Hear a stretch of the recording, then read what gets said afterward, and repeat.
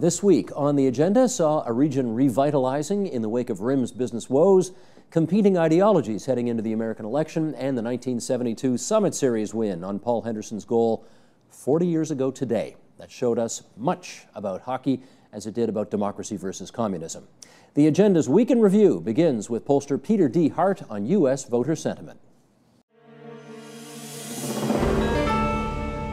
I'm going to give you a bunch of topics and have you tell us where you think the preponderance of the American people are on these issues. Let's start with this. On the government's role to fix the economy, where are most people in the United States? Well, I think that essentially they want government to be able to do certain things and to be able to cover certain things. At the same time, I think we recognize that it's going to be private industry that's going to have to produce the jobs. And so when Mitt Romney talks about jobs and it's only in the private sector, it's fine, but it really misses the point of cooperation with government, because a lot of the things he did as governor of Massachusetts really used government as a positive instrument. When Barack Obama talks about defending the Democrats and defending what they've done, I think he misses some of that dialogue. Again, there's a middle ground that they have to reach. When you poll people on Obama's health care, Obamacare, where are they on that? More negative than positive. Simply put, it's something that hasn't gone into effect yet. The public knows all the downsides, they don't know the upsides. And we've been polling it over the past 4 years, and it's always been on the negative side. There was only one short period where more Americans thought it was positive than negative. Does that surprise you? Well, not really, because if you go all the way back in history and you look at things like Medicare or you look at civil rights legislation, people are always reluctant to change. And it's only when you get the change that they start to see, oh, this made the system work better, I want to protect it. Where are Americans on how much they care about foreign policy? Well, foreign policy is really a secondary concern, but against the economy. But I would tell you it becomes terribly important in terms of the vote this time around. You have to pass the commander-in-chief test. Obviously, the president has done so, not only with killing Osama bin Laden, but how he's handled most of the foreign policy question. Mitt Romney has not done well on this. I mean, whether it's talking about Great Britain and the Olympics or talking about what was happening in Libya, et cetera, he tended to get out ahead of himself, and the public has a question mark there. Same-sex marriage, where are Americans on that? Very much moving in the direction of same-sex marriage. I've watched this issue over the years, and that is Americans are much more progressive, and there are two things that have happened. It is still divided, but the two things that have happened: young people obviously much more in favor of it, and secondly, the more exposure people have to same-sex couples and realizing that, hold it, they're fine, it changes the way people look at it. So that's changed a lot over the course of the last 10, 15 years. So unlike, say, abortion, this issue is probably going away in 1 or 2 generations? Oh, sure. I mean, this will be in our past rather than in the front. Anything else that you would point to as a singular issue that is really dividing Americans right now? Immigration. Immigration is the cultural heart of America. And what's happening on immigration are two things. One, it's changed the complexions of a lot of towns where huge populations move in, change the culture. And so that's been difficult both economically and culturally in various places. The reverse side is the sense that, of course, the greatness of America is the ability to be an immigrant nation and the ability to be able to take advantage of the great cultures around the world and the great people that move here. And so, again, very divided, very polarized, and at this stage of the game, America can continue to change, but how do we manage our borders at the same time, figure out an immigration policy that works? Illegal immigration I get, but they're not nuts about even legal immigration now? Well, when you say legal immigration, the problem is the two get put together. What it is a population that moves in, and you're not sure who's legal and who's illegal. And the real problem is that when you have states like Arizona saying, look, we're going to make you carry papers, the public says, no, that's not America. That's not what we do here. I want to understand these debates a little better, because I suspect you watch these debates differently, obviously, from Mr. and Mrs. Everyday United States of America. So what do you look for when you watch them? Well, the first thing that I really look for is, did they make a mistake? Because a mistake costs you more than anything that you do or anything that you say. Second thing is, do you answer the question that the American public wants answered, which is, where do we go? What do we do? What are you telling us about yourself? It really has, in most instances, nothing to do with the substance. It is really much more a sense of reassurance, a sense of confidence as much as anything else. Third thing that I look for is just personal demeanor, and that is who's relaxed, who's enjoying themselves, and who's connecting, who looks political, who looks personal. In an attempt to get the nomination, Mitt Romney has debated, what, probably 35 times in the past couple of years, and Barack Obama, you know, hasn't, let's put it that way. And frankly, wasn't that good when he went for the nomination against Hillary Clinton a few years ago. Advantage Romney in these debates? Yep. And there's a surprise, because people will say, oh no, he's the incumbent president, he knows every issue, he knows the ins and outs, etc. The answer is, this is an art. And if you do it 35 times and the other guy's just coming off the bench for the first time in 4 years, you've got the advantage. The other thing is, I've noticed the great strength of Romney is the ability to be a counterpuncher. You come in with a punch, he knows how to block it and knows how to come back with the counterpunch. I think you have to watch for that in the debate. Do you make predictions at this stage on who's going to win? Nope, and I never do at the end. I'm here to reflect public opinion. I can tell you how it looks and where public opinion is at. People don't look at me and say, you're the prediction man. They really want to know what's happening out there. That's what I try and do. Well, we remember Ronald Reagan back in 1980 saying, you know, are you better off now than you were 4 years ago? And that helped him win the presidency. So let's start there. Do you think, and he was referring, of course, to the economy, do you think the economy ought to be the central issue of this campaign? I think foreign policy is actually more important for electing a president, but it's not what I study, so I focus on the economy. And I think we're maybe a little better off, but we're getting better off at slower and slower rates, and that's the key problem. That's the key problem because? Because we are geared to expect something like 3% growth. Americans are very optimistic, very forward-looking, very ambitious, but we're getting something like, in real terms, I would say 1 to 2% growth. And it's that disconnect. If you plan for 3 and you get, say, 1, you're going to borrow too much, spend too much, and you'll get in trouble. Does the health of the U.S. economy, in your view, depend definitely on who wins this next election? No, it does not. It doesn't. It's not obvious that it does. The key question is Congress and what kind of changes voters are willing to accept. I think both candidates are smart, able men. I really don't focus on one against the other. I look at Congress. Now, that's, of course, we have a completely different style of government up here, system of government up here. Our prime minister runs a majority government, basically calls the shots. Your president has to deal with Congress. That's correct. And right now, our Congress is dysfunctional and gridlocked for the foreseeable future. You almost say that with a smile. I know you don't think it's funny. It's not funny. Look, it could be worse to have a Congress doing terrible things.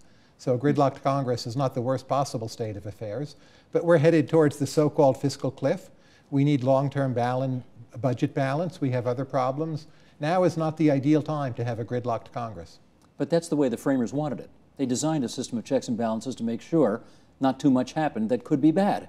So you got what you got. You got what you got. It's mostly a good system, but historical times come when you wish you had something a little different. Now you're jealous of us. Somewhat, as I should be. Does the political debate taking place 24/7 on cable, on television, in newspapers, and so on, in America, convey, in your view, a good sense of how your economy works? No, of course not. Right? What doesn't it do? Campaigns are, to a large extent, based on lies. For me, the key question is, why has the developed world become less innovative, and what can we do about that, realizing there are no quick fixes and we will need to make tough choices. Campaigns are about telling people they do not have to make tough choices. Lie is a strong word. So give us an example, maybe in fairness, on each side of something that you think in the course of a campaign represents a bald-faced lie. Well, bald-faced is a tricky word. I would say this: anyone who talks about the budget in Washington is almost always ignoring inconvenient facts. So you have the Republicans who on one hand have the Paul Ryan plan to cut Medicare, and then they're attacking Obama for having cut Medicare. Maybe that's a contradiction rather than a lie, but I would say it doesn't make sense. You look at the projections of the Obama administration. They're assuming rates of growth of 4% fairly soon. That's highly unlikely. Now, it's a projection. Is that a lie? Semantic point. But they're running away from the fact that we cannot address our current problems merely by raising taxes on the rich. And they know better. Can you tell people the truth during an election campaign and get elected? We've yet to find out. Now, that's quite an indictment on your system, isn't it? Well, politics around the world is based on often principles of promising people more than you can deliver. You wrote in your piece, "We know the era of low-hanging fruit is over." What do you mean by that? Look at American history, and Canadian history is in many ways similar. In the 18th century, people arrive, there's a lot of free land. Quite quickly, America is as wealthy as many parts of Europe. Then there's a lot of free immigration coming over the late 19th, early 20th centuries. There are phenomenal developments coming from basically fossil fuels and machines being put together. Planes, cars, trains, rapid rates of progress. But we've kind of done that. Most people have a car, or if they don't have a car, they don't want a car, perhaps. Maybe they live in an inner city. So the idea of simply spreading what we have to everyone, there's more of that we can do, but a lot of those gains are behind us. It's now the question of what's the next frontier, and on that we see a certain amount of stagnation. You paint a very depressing picture of the next 10 years. You know that, eh? I don't think it's depressing, though. Again, two things to keep in mind. First, I would say I'm a happiness optimist, but a revenue pessimist. So people have done very well making do with what they have. Social tolerance is much higher. Most of the world, not the United States, but China, India, many countries, they are considerably richer. The global picture is a very optimistic one. The United States, growth for ordinary families has slowed down. That's a significant negative. But you look at tolerance, you look at happiness, you look at the future over the next 10 to 20 years, and you look at the whole world along all those bigger dimensions, you can see a lot of optimism. I mean, everybody's pretty aware of the RIM story, but Carmi, just for the heck of it, give us, if you would, sort of the 30-second speech on why it's been such a tough year for RIM. Give us the RIM 101 story, if you would, just to get us started. Sure. Well, I mean, here's a company that literally invented the smartphone market, but when Apple introduced the iPhone about 5 years ago, it failed to recognize the shift in the market, didn't respond with a counter of its own, and as a result has been losing market share, losing mind share ever since, and right now has essentially fallen off the top of the smartphone market. Unfortunately, that obviously has significant implications close to home as the company downsizes to meet this new market reality. Got a ballpark about how many people have lost their jobs since the downsizing took place?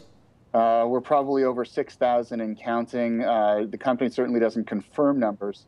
That is globally. Here in the Kitchener-Waterloo region, we're probably looking at anywhere between 2,000 to 2,500 and more to come because the process is ongoing. Mike, can you talk to us about how the layoffs have made an impact in the community itself? I mean, I think it's a little bit of a mixed position right now. We've got an opportunity where there's a lot of people with a lot of skills and knowledge and experience who think globally coming out of RIM and looking to share that within the startup community, within other businesses, and there's lots of companies in the KW region who are benefiting from that. The other side is that we're also seeing a lot of people, migrate out, whether to Toronto, to the United States, and others, as they look for work that fits their next stage in their career or life or whatever. If I can make the comparison to the auto industry, though, if you lost that many thousands of jobs in one city because an auto plant shut down or something like that, I mean, it would be considered a catastrophe. Are people in KW looking at it that way? No, I think that's the difference. Is that when you look at an auto plant, it's that there's not the next 2 or 3 auto plants down the road aren't also similarly hiring, and yet that's the big difference for the KW region is that there's over 1,000 open jobs right now in the tech industry, and Ian can cover a lot of that as well. But the opportunities right now in Kitchener-Waterloo are bigger than they've ever been, and the spin-off of a lot of the people from RIM is actually helping to fuel that. In fact, let me go to Ian then. RIM, of course, has been considered the king of Canadian innovation, if you like, in this kind of sector, and I wonder whether its problems are having an impact on the psyche of Kitchener-Waterloo. Well, I mean, I think the bottom line is that we care very deeply about each other in that community and about our companies. So it is a sobering experience for what they're going through. But I think the other side of it is that people are the culture of the community is very much we're going to figure out how we're going to reinvent ourselves, how we're going to replace whatever job losses there are by looking within the community itself. So it's a very resilient community. It's a community that very much pulls together. And while there is, I would say people are sad with what is happening and very hopeful and optimistic about what will happen with RIM in the long term, people are very much focused on how do we turn the page. David, so reinvention, that was the word that Ian used. Reinvention is necessary? Reinvention is necessary. Resilience, I think, was the word Ian used that I picked up on. Resilient communities are ones that figure out how to adapt to either technology or global changes. Clearly what hit RIM was a radical shift in the technology that they had dominated, as Carmi said. And a resilient community is one where the people, the skills, the knowledge, capabilities are such that you can reorganize what you do and apply it to new and growing areas. I think Mike suggested that people are moving on to other jobs. We also know that when layoffs occur in one leading firm, often people leave and start their own firm. So you're going to get a number of those people in Kitchener-Waterloo deciding that they want to take a chance on their own and start some of their own firms, and who knows, the next RIM may come out of that process of new firm formation. There may be an impression outside of the technology triangle that RIM made Waterloo. And I note that tech expert Francis Moran recently wrote that RIM didn't make Waterloo, Waterloo made RIM. Mm-hmm. Which is more accurate? Absolutely. I think that it is a case of Waterloo made RIM. It really speaks to the culture of our community. We have had many educational, academic researchers come through our community in the last number of years, trying to understand what's going on with this dynamic called Waterloo Region. And one of the most interesting findings we found was an academic who actually said, it's not a tech cluster; it's actually an entrepreneurial cluster. And if you look at the history of the community, it is a series of entrepreneurs who have, in any given way, spotted a market opportunity and built a great business around it. And so if you look at Schneiders and Seagrams and Zehrs and Zellers and Kaufmans, and the list goes on and on, those were all modern day Michael Lazaridis in the fact that they spotted a market opportunity and built a business around what was then a current industry. And so when we see what's happening from a tech industry in the Waterloo region, it really is just the next chapter in this long-term story. Mike, what do you say? Who made whom?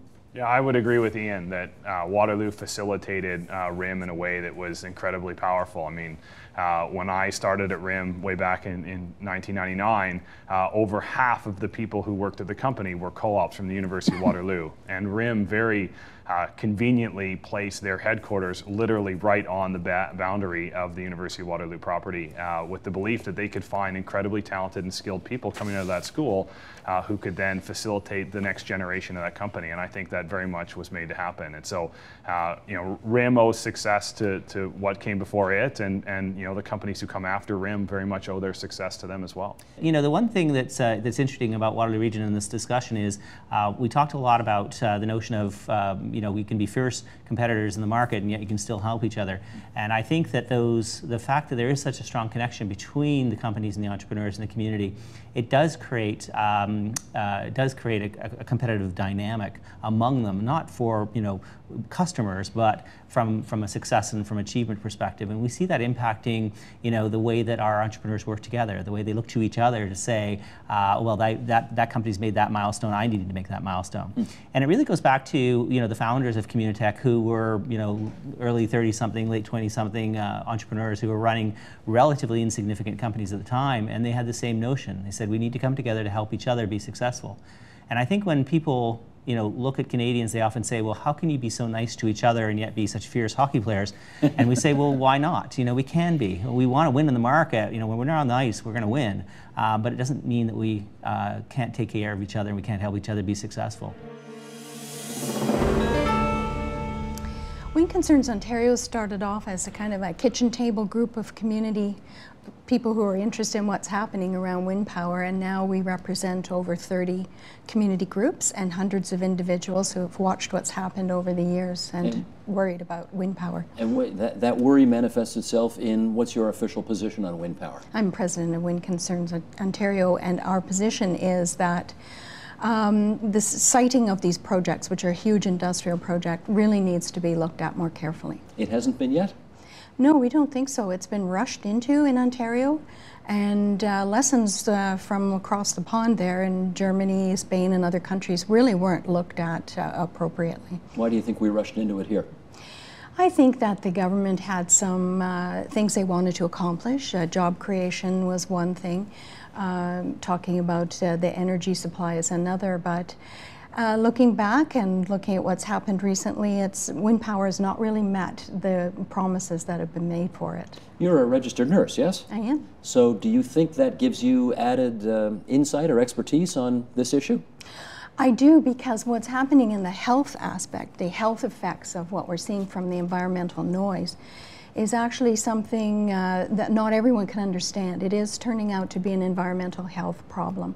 Have you heard of that kind of thing happening in other places around the world where there are significant wind turbines? Yes, exactly. I think the European group has now over 430 member community associations, so it's certainly not new to Ontario or unique.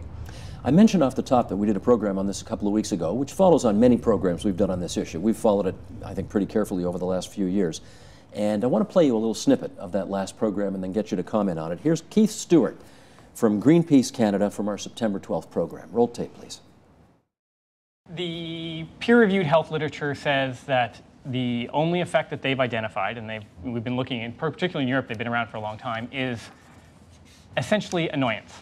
If you find something annoying and it aggravates you, it causes stress, and that can affect your health. So I mean, in the sense of if something annoys you, like I live half a block from a train, it doesn't bother me at all, but I've had guests over who haven't been able to sleep because, the sound of the train woke them up and and it annoyed them, and that actually can have an effect on your health. An annoyance, but it didn't sound like much more than that. What's your view? He's using the term annoyance correctly, but what he didn't go on to explain is that annoyance is actually a medical term, and it relates to severe stress. It's not the same as, oh, I'm irritated when my neighbor's dogs bark. That use of the word annoyance there denotes severe mental stress, and it's emotional, it's anxiety and stress, and then he's right, it does in turn cause health effects. But is annoyance enough? Would annoyance by a few people be enough to prevent these things from going up? Again, it's a medical term. So what happens is people are wakened up through the night, and the response is like that fight or flight thing. So it's not that they're wakened up like if something fell off of a table or whatever. You're awakened in a sense of stress and anxiety. And it's very difficult for people to get back to sleep after that. And then over time, if people are exposed to this every single night, their blood pressure can increase, they can have headaches. There's a lot of secondary effects to that kind of phenomenon. Have you seen examples of that here in the province of Ontario? Yes, there are people who have lost their jobs because they can't work properly. They're so exhausted, so sleep deprived that they are ill. And people have left their homes. This is another sad thing, that they just literally can't stay in that home, can't sleep there, can't live there. Health Canada announced this past summer they're going to do a study. Now, I've read about lots of studies about this, so what can they possibly find out that we haven't already learned from all of the myriad studies that have been done already? The difference with this is, and there's also a study coming out of the University of Waterloo, the difference with these two studies is they will be clinical studies. The other things you have seen, such as the Chief Medical Officer of Health for Ontario, those are reviews of other people's literature. There's been almost no clinical studies done where you go in, measure the noise in a person's home, take their blood pressure, measure things in their blood like cortisol, which is a way to measure stress levels. This is what Health Canada is proposing to do, an on-the-ground study with people in their homes. And when do they expect to report back? Not till 2015, I understand, at this time. Okay, so we're really 3 years. Really, well, it's in order to. They're still just working on the study design, and it's going to be difficult to set it up to be fair and to cover all the variables. Well, what are you advocating we do until this study is complete? We honestly, the ethical, the moral thing to do would be to stop approvals of wind farms, wind projects until the results are out. I can just imagine somebody who's in this business, though, watching this saying, wait a second, you want me to keep my business going without any sales and paying employees and paying taxes for 3 years while we find out whether or not this is harmful, which in the end it may not actually be. That's what you're asking for? I think it's fair. I think it's the only ethical thing to do. I would also say if it were any other product, I think earlier this year the car maker Jeep had to recall over 400,000 cars based on 8 incidents of an engine fire. Similarly, a couple of weeks ago, mangoes all over North America were recalled because 20 people in Canada got sick and 100 people in the United States. So if you're going to take that kind of precaution to preserve the public health, why not do something like that for wind power? Well, why not go the full Monty? Why don't you shut down all the ones that are out there, even already approved and already in place and already operating? That's a good point. What's happening is the province really has not been measuring the noise coming from those machines. I have a letter from the Minister of the Environment, actually dated 2011, which is 2 years after the Green Energy Act, in which they said they're working on a protocol for measuring the noise.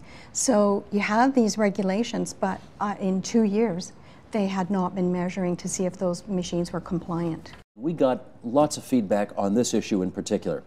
Disappointment among people in rural Ontario that people in urban Ontario just really don't get this. To what extent do you think there's an urban-rural divide as it relates to these wind turbines? I think it's a very serious divide, but it's just one of not being informed. I really believe the people of Ontario, if they knew the other side, if they had a reason to start learning more about what's going on in the rural communities, that they would sympathize, that they would understand. It's just a question of learning about it. I think people would not sit still and know that people were being made sick, especially children, or that families were losing the value in their homes, and that communities are actually being destroyed. We got to go green, though, don't we? We do, and there's lots of ways to do that. Using Ontario technology, we are not using things like geothermal, other technologies. You look in Europe, they're using district heating plants, that type of thing, so there's a lot of opportunity to go green. Game 8, 34 seconds left. You all know what happened. Let's reminisce. Roll tape. Here, at the end of 27 astounding days, there's time for one more moment to define the heart and character of Canadian hockey. Canadian team went into a huddle there, which seemed to be a little unusual. 1:02 left in the game. Stapleton, he cleared to the open wing to Cornwallier.